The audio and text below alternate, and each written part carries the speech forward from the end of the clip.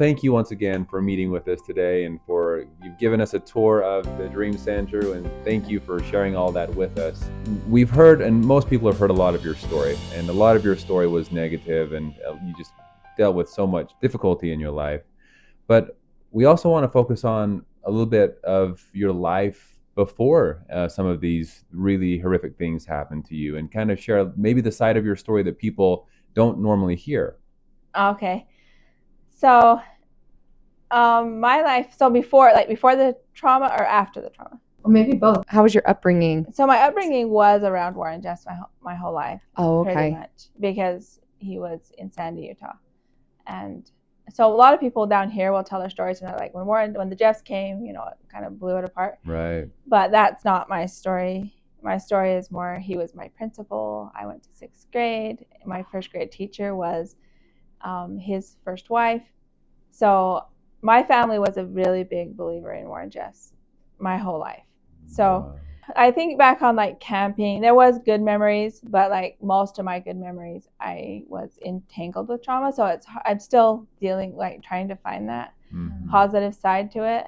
I know I will get more positive over time, as much as, because I am getting more into the positive phase of telling. I don't have to tell the same facts over and over about the trauma, because I have foundation. The documentary does that now. But right now in my phase of story, like, it's hard to distinguish between what was trauma and what wasn't, because I had bullies in my family and stuff. Oh, wow. So I see, and this may have been shown in one of the shows you've been on, but I didn't realize, or I guess I had forgotten, that your life began under the control of Warren and being prepped for him and all of that. Yeah.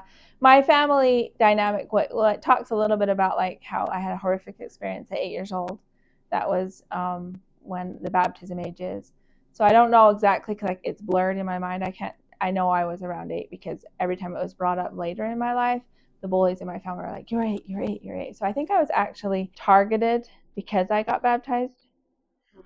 And so that's what I really believe. So like when that happened, because it changed my whole life, my whole dynamic in my family. I had these siblings older than me that had guilty consciences. Even though they were little children, they were still judged as adults because of the being older than 8 years old. They weren't. They were like 12 and 10. So they shouldn't have been judged that harsh, but they were, and it carried with them into even nowadays. So it just changed. I had to learn to accept that.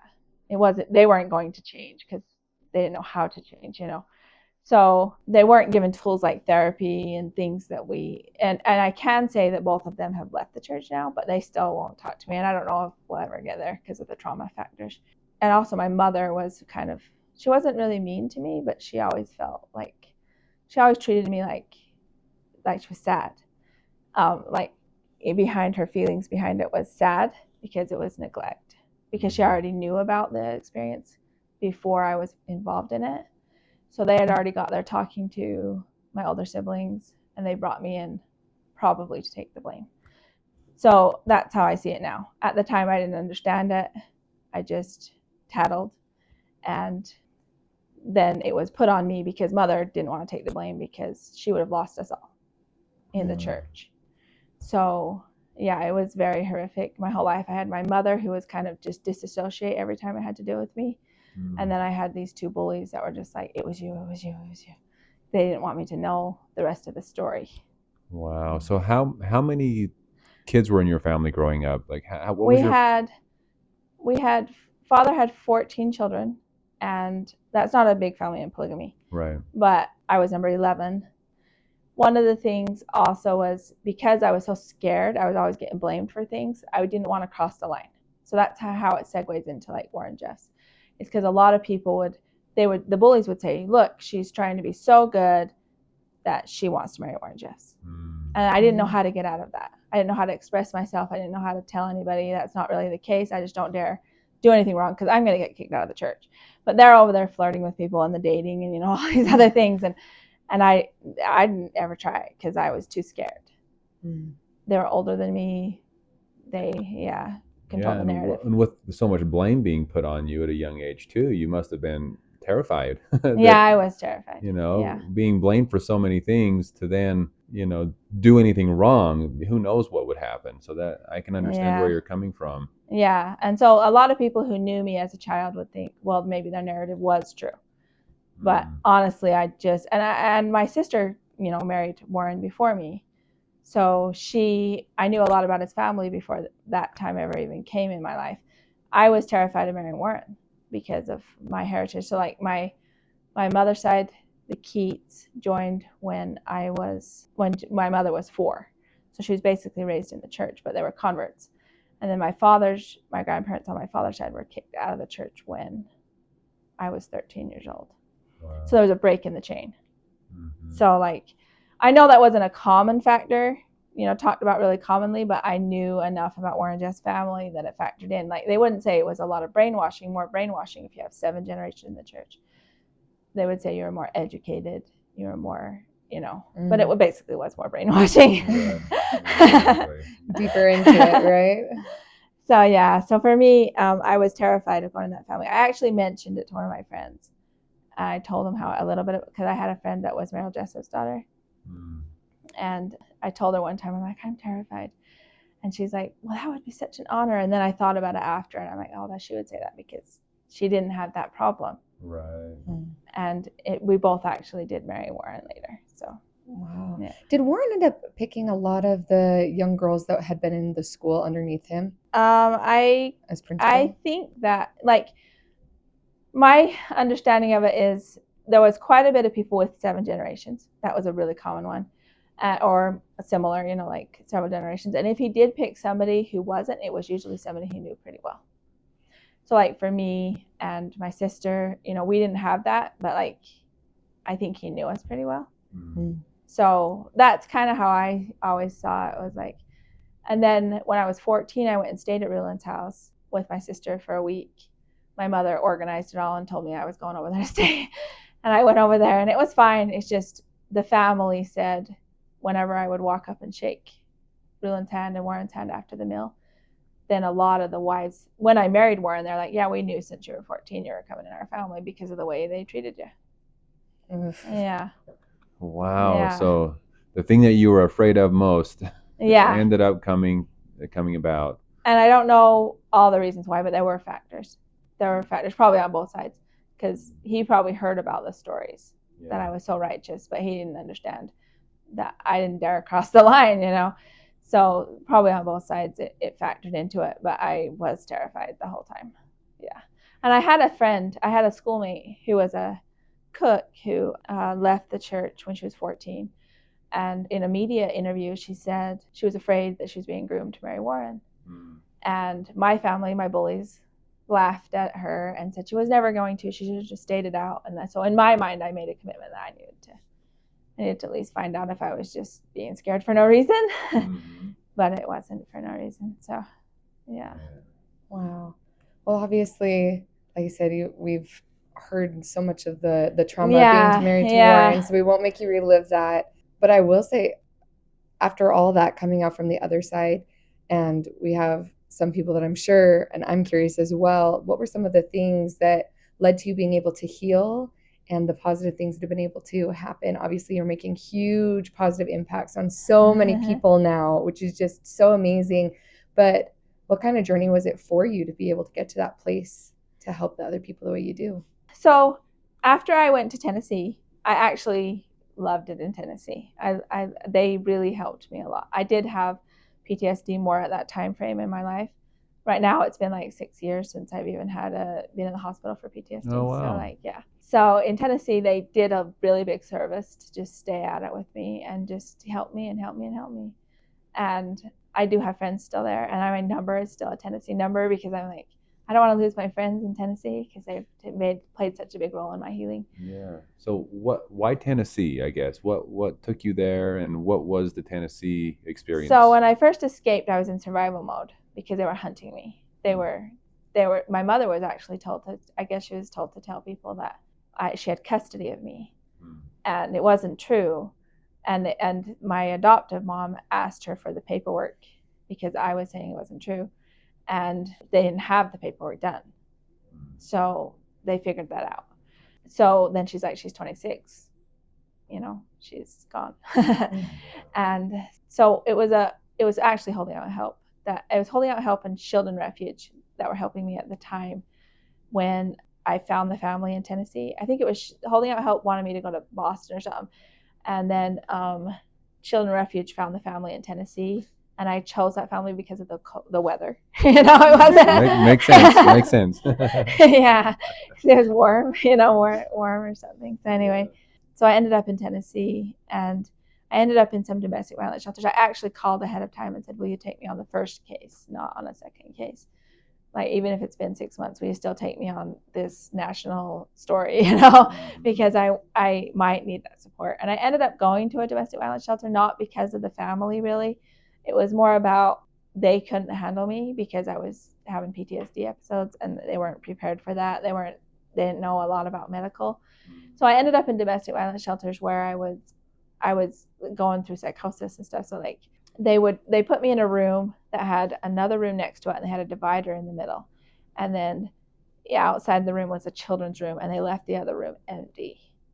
So the children would come in and look over the divider and asked if I got food that day and stuff. And it helped because children have a different dynamic than adults. Right. Adults, I would be scared of and stuff sometimes for no reason because I had so much PTSD. I was like, well, it wasn't no reason, but it was in my mind. I was like, are they after me? Are they around? All the time. And the children didn't have that. So they would bring me food, and so I would eat. And they actually asked me if I wanted to go to the hospital, but I was too scared to go to the hospital too because my ID was all not changed yet. And they said they wouldn't hold the bed. So I was like, okay, I'm not doing that. What's the difference between their bed and my bed? That's how I saw it at the time. Right. So it took me about 6 months to get constant clarity when I finally got therapy and figured out. And it took about 2 years to change my identity with Roger Houle, my attorney in Utah, who we had to find first because I didn't know him. I think he heard about me from my mom that adopted me eventually. So I did change my name to Decker. My adoptive family's name is Decker. Briell Decker. I changed my name legally before we got my social and was legally adopted. And they actually legally did the illegal adoption because to change your social, you have to testify in court or you have to do a legal adoption. So we did that. And then now I have testified in court. Like last September, I did testify against Warren in federal court and won, of course. But I'm the only one that was 18. So I was 18 when I married Warren because he became the leader in September. My birthday was in November. I married in January. So it wasn't that much time.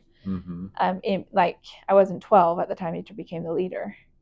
But right. So I'm the only wife that has testified against Warren that was over 18. So there was one other person in the class action that was also Warren's wife that was an underage bride.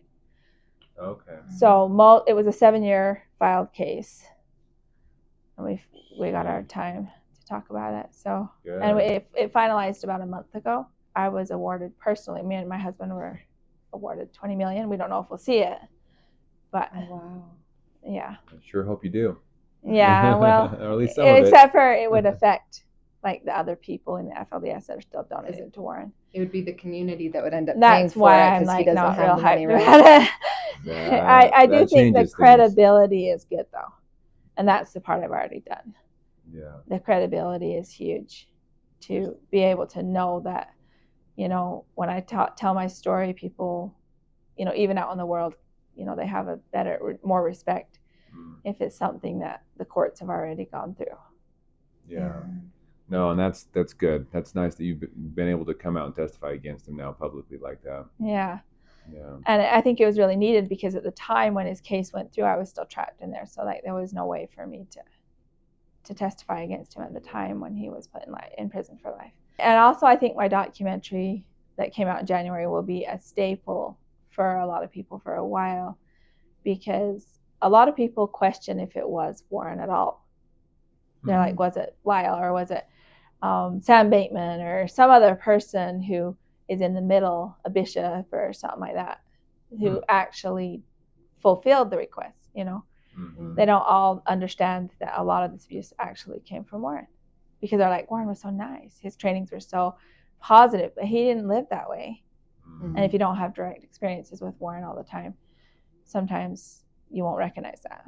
And I didn't recognize it. I didn't have direct. I mean, I saw the Jeffs family probably more than the average person because one of my sisters married Rulon Jeffs. Yeah. And then after he died, she was sent to different places. But I always assumed Warren was this really nice, amazing person because I didn't get to see what the kind of person he was behind closed doors. Yeah. And he really practiced that. He really didn't want people to see. And he didn't, even to his own family, like he didn't like openly show the rest of the family what was going on with one person. He liked to put like all these houses in hiding. They're like the middle ground house. So like they had the Left Behind is here, then the elite group. They laugh at that, but like it really was the people that were worthy. And then if you started to struggle in those compounds, he made a middle house because he didn't want them associating with the Left Behind people. Because he didn't want all his information getting around. That was his whole purpose. Wow. And then he had the repentance mission, which was kind of like the house in hiding, but they don't actually hear from Warren. Right, and you ended up there for quite a while. No, I ended up in the house in hiding. In the hiding house. So I would hear from Warren. Oh, okay. But he wouldn't go there. Oh. Like I would hear his trainings. I'd hear, like he'd call houses in hiding. Yeah. The amount of separation, and there were still probably a lot of women in each one because he had so many wives, right? Yeah. So, and he did that on purpose sometimes, especially when he went to prison. I feel like he would try to tailor to find out who's telling the truth and who's not. And he also had a lot of reporting going to him all the time. So he can kind of gauge what's actually happening in each house. And if he needs to pull somebody out and put somebody else in, a lot of gaslighting is really, really, really possible with that much control. And where you live, who you live with, what food goes in the house, what tools you're able to do. So he'll tell you to sew, but you don't have a sewing machine. Like your sewing machine's still at the other location. And you have to convince the caretaker by whatever you have to do to be able to get the tools that you need to fulfill the request that he gave you so you don't get more punishments. Like it was pretty intense in my situation. Oh my gosh. Command you to do something and then you didn't have the tools to do it. So then you had to prove yourself worthy to even get the tools to then fulfill the commandment, which was But for me, I was really abused. Like it wasn't a normal case for me. I was targeted. I was like the example of what not to do. Right. Yeah. And we see a lot of this in your documentary that came out and that's, man, I'm sure you could talk for years about everything that you dealt with during those times. But so after I left, went to Tennessee. I loved it there. Was there for 2 years. And actually, when they changed my social, they didn't change my SSI in the same month. And at that time, I had SSI. I don't anymore because I work at the Dream Center. But because I couldn't pay my rent for a month, they were still going to do it, but it would be too late after my rent was due. So I called my attorney, Roger, and I was like, Roger, what should I do? I don't know how to pay my rent, and he's like, can they speed it up? I was asking if they could speed up the process. He's like, well, it's interesting because I just had somebody walk in my office he was a ex-FLDS member who became a pilot and handed me crisis airplane tickets and said, if anybody's in crisis, tell them the creek is changing and to come home. Yeah. Wow. Yeah. That just gave me chills. Yeah. So I actually decided to I found an ex-FLDS person in Salt Lake that took me in. Like it was a friend of my mom's. And by that time I was legally adopted. So like I flew home to Salt Lake and found out like within like 6 months about this house, the Dream Center, like Warren's house, and was able to apply for that with the UEP, the landowners. And I wasn't a legal wife. So if I went through court, it would have never worked for me. But the UEP was now owned by mostly ex-FLDS. So they understood that I was once Warren Jeff's wife and they honored that. And they awarded me the house. That's a big deal. Like, I don't know that people understand how big of a deal it was to actually be able to take over Warren's old house. Right? Yeah. I mean, that you can't just walk in and say, "Oh, I want that house." Okay, here you go. Thank you. So what was that process like for you? It was pretty interesting, like at that time. So there was only one person I think who's ever won a court case against UEP. So that wasn't really something I wanted to try. I was more open to any opportunity they would give me, any discount, anything they would work with me on. So they actually they kind of gave me a discount, but like in the end, I found out that all the rural houses were similar, but it didn't really matter. I just took the opportunity they placed before me and hunted. They gave me the keys on Thanksgiving Day. So February, I applied in 2016. Thanksgiving Day, they gave me the keys. I had 3 months to pay the back taxes, which were like $50,000. And I'm on SSI. So like, you know, so I'm like, okay. And then during this time frame, I met my husband now, and we were dating. So when I did have people come through the house, I did tours, like I kind of described, was like, and I had people step up and say, we want to do this kind of house or this kind of house. And I was like, no, it has to be the dream. It has to be the dream. And frustrated some of the people working with me. But in the end, I was approached by the Dream Center people. And I was just like, if it's not the dream, I might as well just give it back to the UEP. The UEP actually told me that they would give me another house regardless of what happened to this house, because this one was too big for me. Mm-hmm. And they said, you know, whatever happens, they thought it would kind of flop. In the end, the Dream Center was the dream. And we talked with the UEP and made a plan. So it was extended like twice because of other people coming forward and researching. But then when the Dream Center came, so it was like from November, the 3 months was like March 15th. It was June when the Dream Center sat down with the UEP. And it was October of that year, which was 2017, when we actually signed all the paperwork and gave it to the Dream Center. So it isn't mine. It is the Dream Center's building. I work for them. I've worked for them ever since. Did salary first 3 years. Now it's almost, you know, October is right around the corner. And it will be 3 years working on site. And at first I started out with like a little bit of hours because they were like getting used to the concept of me taking on, you know, responsibility and how I would be treated and all of that. Mm-hmm. Now I work 40 hours a week, most weeks. Yeah. So every once in a while we'll, you know, go on vacation or something like anybody else. But most of the time they work around my schedule. They'll book me on days that I'm around, and they're really flexible that way. So how did you first hear about the Dream Center? Because you had mentioned they were like a worldwide organization. And how did you know, like, what made you decide that they were the right people to take over? Okay, so the Dream Center, the biggest thing was that they wanted to build a recovery center. That was a passion of mine. I was like, we need that so bad. That's why I went public in the first place, was to find a recovery center, you know, some kind of program that would be the program that I wanted, you know, basically, that I didn't have. I went to domestic violence shelters that have these deadlines, and I was like, so anyway, when I got the house, and there was a high profile house, so I did a lot of media. And also there was somebody in town that was a Christian already, Brody. I don't know if you know Brody and Liz. But anyway, they asked if they could bring people on tours to the house. I was given free tours of the house too, the whole time. Wow. And I said yes. And they brought tons of people, like all these Christians through all the time. And a few of those people actually, the first directors, Glenn and Jenna, had just visited the Phoenix Dream Center. They're like, this would be a perfect dream center. And one of the maintenance guys at the Phoenix Dream Center was in that same group, and he called them and convinced them with his, you know, enthusiasm. You know, he was so excited about it. When he called them, then the directors now are actually working for the Phoenix Dream Center, so they have 30 years experience working in this field. And they answered, and they're like, we're not looking for a rural house, you know, out there. And he's like, you gotta hear the story. And so then it got transferred to the next person, who was Brian Steele, and they said, we might as well look at it. And now you see, like, at the beginning when they first came, they're like, we're still praying over it. I'm like, this is the dream. If this isn't supposed to be, then I'm not supposed to be a part of it. And, you know, and they did say during the licensing process, it was pretty tough because there wasn't a lot of licensed buildings in this town. They were one of the first ones after Warren left, you know, like, to become licensed. And also they signed in October. It was that November of 2017 that the first election, that the mayor, Donia, became ex-FLDS in Hilda. So there was a lot of things they were counting on happening that did happen. So it was a lease to own first. When they got their licensing. Before that, he said he would call me up sometimes and say, it's in the Lazarus file, you know, it needs to be resurrected if we're actually going to pull this off. And then it would be.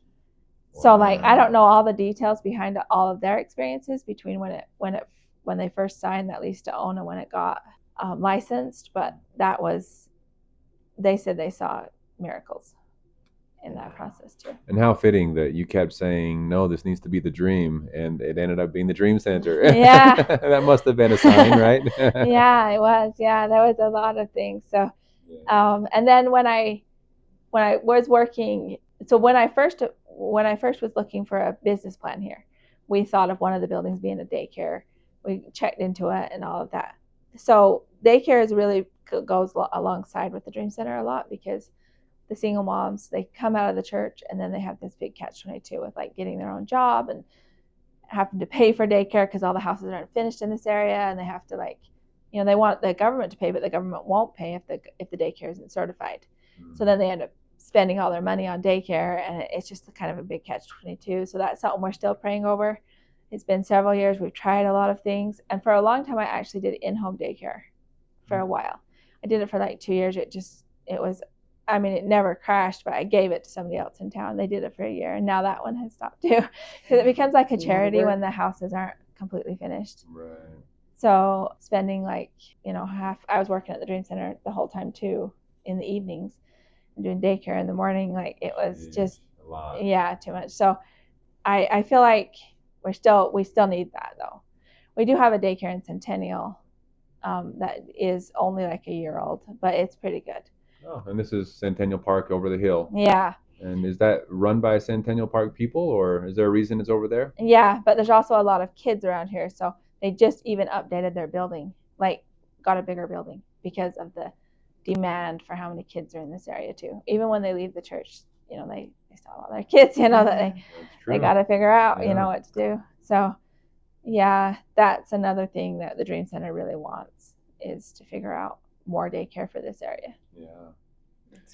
Speaking of things the Dream Center needs and wants, what's a good way for people that want to help out financially? How can they support this cause? So the shortcreekdreamcenter.org does have a donate button. You can also call if you have any questions about like how you want to donate, because they do have a wish list. They have like the Adopt a Room program. They have mission crews where you can bring a whole team of people to paint, or they have a lot of ways actually to help out. I've met with a couple pastors in Las Vegas that say they have been out here on these mission crews and have helped out. So it's nice to see that these people are volunteering and coming and helping. And just driving around the town, we're shocked. Melissa and I are shocked to see the improvement just over the last couple of years. It's just amazing to see all the improvements that are happening. Yeah. So that's one project I did, was 2 years. And then I also did peer support specialist. So I do have my license still in that too. I did that for about 7 months, and one of my coworkers actually does that full time now. So I did part-time at the Dream Center, part-time peer support specialist with the same clients.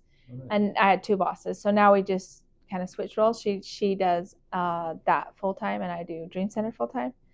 She was really passionate about that because it's more talking to people and stuff, and I already do a lot of that. So I was like, I'll just do the cleaning and all the other stuff when I'm on my, working for the Dream Center. Then a lot of that is process. Like I have spaces in the day where I'm not talking to somebody, where I can like clear my mind, and that helps me a lot. So that was 7 months of that, and now I work full-time for the Dream Center. So it's been a good journey for me. I feel like, and we have our own house. We got it because the UEP did honor the decision they made that no matter if I succeeded at this Dream Center or not, then they would give me another house, and they did.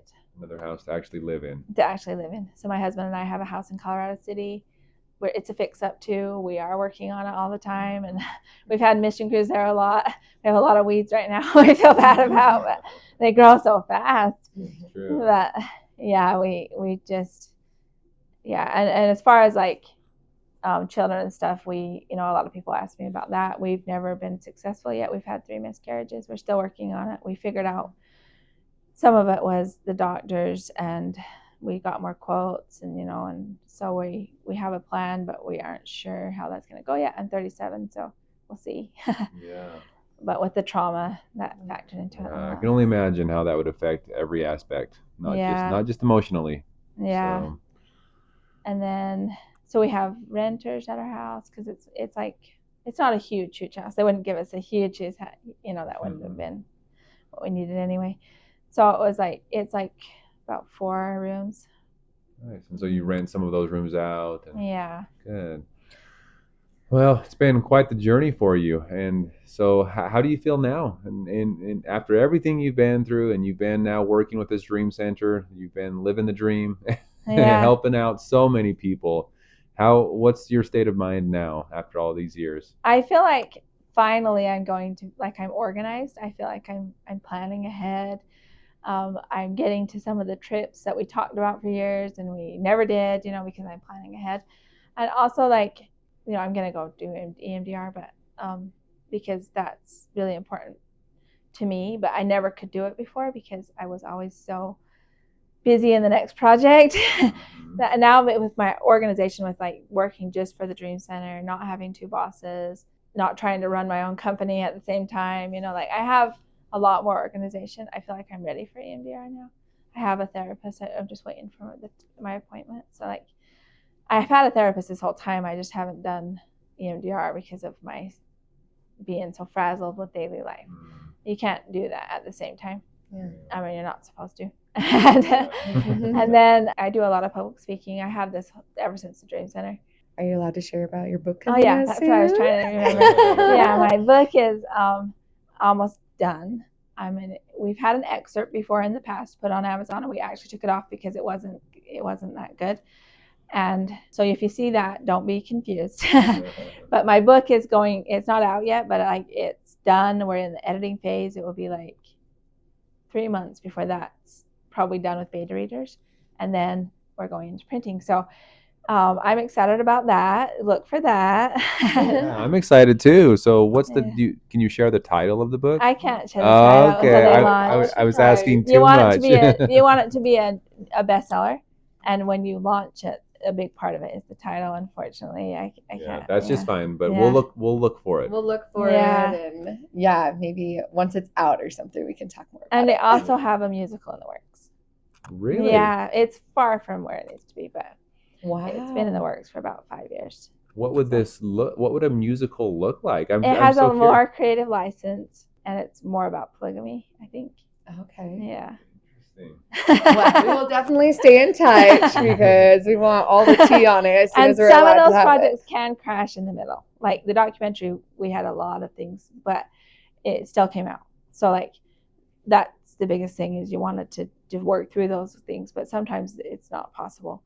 So it might be a little too early, but like I think it's going pretty well. They have almost all the songs written and music to them. But as far as the narrative in between is what we're working on, and I'm going to be helping with that. So that's fantastic. So you're involved in that. Yeah. Wow. Yeah. Do you ever feel like you're doing a million things at once? Yeah. But I do have and a lot of opportunities all the time. But like I have to and I do my research on the ones I want to. But then most of the time I stick to the same path. So the book was 6 years in the works, has been right now. The musical is 5, and the documentary came out this year, but it was 3 before that, so it's actually going to be 4 in January. So, but it came out after 3, so yeah. Hey, things are happening. They're coming to an end. Yeah, I write a lot of poetry. I do that just randomly. I can write a poem in 15 minutes, and I do it to because I can express myself sometimes a lot better in metaphorically for some reason. But I have a song it's a Disney song that I changed the words to, and I did watch Little Mermaid and stuff when I was little. You did? Yeah. Okay. So I don't know why, but I did. So you've always kind of liked Disney films? I like the Little Mermaid song because of the whole idea of being trapped. I felt that way even as a child, so I wrote different words to it. Oh, wow. We'd be interested to see what that's all about. You want to hear it? Sure, we'd love to. Okay, so it goes. I don't know how a world that makes such wonderful things could be bad. Look at this stuff. Isn't it neat? Identical dresses and patterns that fit. Wouldn't you think I'm the girl who has everything? Look at the groove. Keeping sweet makes numbness that's true. My identity's fake. Looking around here you think, wow, she's got everything. I've got needles and pins all aplenty. I've got buttons and zippers and more. You want children? I've got 20. But who cares? No big deal. I want more. I want to be where I get to choose. I want to wear what I choose to wear. Girls walking around, what do you call them? Jeans. Teaching homeschool if there was the time. Working with business tools, never seeing a dime. Maybe they'll what? Read. Out where they roam, out where they dance, out where they play and have fun, wandering free. Wish I could be part of your world. What would I give if I could live out in the real world? What would I pay to spend a day trying things for the first time? Betcha out there they understand. Bet they don't punish on demand, scolding 'cause they're told who and what gets sold. Ready to stand, ready to know what the world knows. Asking my questions and get some answers. What's a color in your hair like? Makeup, what's the word style? When's it my turn? Wouldn't I love to explore that world with true freedom out of the cage. Wish I was raised part of your world. Wow, I'm all choked up here. Me too. Man, thank you for that. Yeah, thank you for sharing that with us. Yeah, it's real. It's almost too real. You watch The Little Mermaid and you think, oh yeah, no, that's that. But after all we know and have experienced in this FLDS religion, man, that touches you when you hear those words. Yeah, a lot of people say it's really powerful with that dynamic, with the Little Mermaid dynamic. So I never wrote those songs till after I left, but like those words to that song. But it always hit me hard. That song always hit me hard when I was little. Wow. But probably because of the dynamic I was living in. But yeah. Man, I'm glad there's not a camera on my face. It's just so interesting, and at a young age we actually were able to watch some movies, as you said, some Disney movies and things. Some families wouldn't allow Little Mermaid, some would. It just depended on the family. But back when we were little kids, it wasn't quite the same. It was a lot more freedom. But it sounds like for you it was pretty intense most of your life. I remember walking outside. I don't remember how old I was, but just standing there wondering if I could run away. Like that's how serious it was for me. Like I was just dreaming about running away, getting a new family when I was. But I do love my family. It's just the trauma was just too much. Yeah. And we hear that a lot too, where it's this interesting dynamic for just about anyone that when that's all you know, you don't know any better, and yet there's still like a piece of your soul that knows that something's not quite right. You hear a lot of kids or a lot of people that we interview, and they talk about that, like being a really young age and thinking of running away or thinking of what it would be like to be a part of the outside world. And there's still a piece of just like the human spirit that knows that it deserves to not be abused. There's still that piece of it. So no matter how much you're brainwashed into it or you're raised in it, there's still that piece of hope as a child. Yeah. And they say, like in studies, children dream, like they have that creative side of them still. Like it kind of gets pushed away with school a lot of times, but they still have it. You just have to find it, when you grow up sometimes.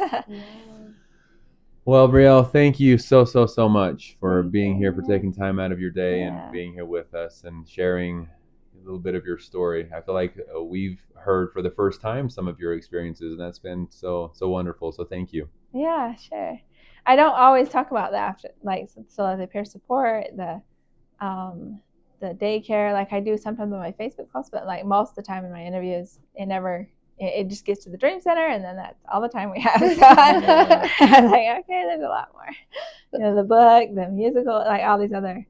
I do like public speaking now, which is probably because I've done it so much, but I've gotten used to it.